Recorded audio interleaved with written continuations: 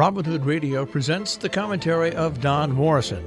Don is a former editor at Time magazine. He's an author, lecturer, and member of the Berkshire Eagle Advisory Board. The lights are coming on in Texas. It's been more than a week since cold weather cut power and water for millions of people there.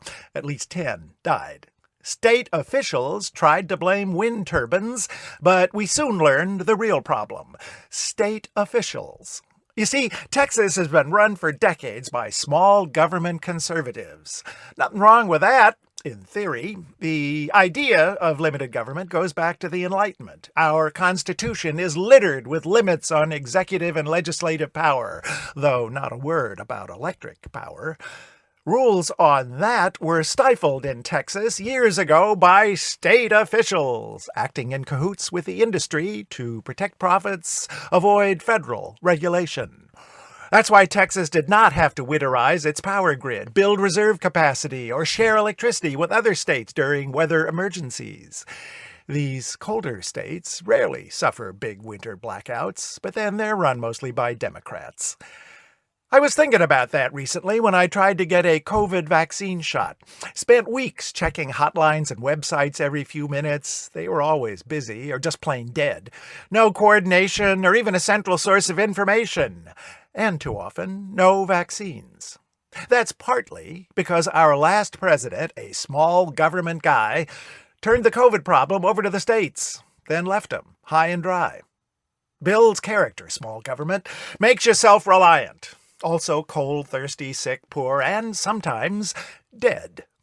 But to small government folks, that's the price you pay for freedom. Governor Greg Abbott said his fellow Texans would rather freeze than submit to federal regulation. He's probably right. Extreme right. There are more than 500 hardline anti-government groups in the U.S., a third of them armed. Anti-government extremists helped invade the Capitol last month. Others control legislatures and regulatory bodies all over the country, blocking rules that would strengthen health, workplace, and consumer protections, rebuild infrastructure. It's for our own good. As Ronald Reagan declared, government is not the solution to our problem, government is the problem. To which Grover Norquist, who founded a leading anti-tax group at Reagan's behest, added, "I don't want to abolish government. I simply want to reduce it to the size where I can drag it into the bathroom and drown it in the tub."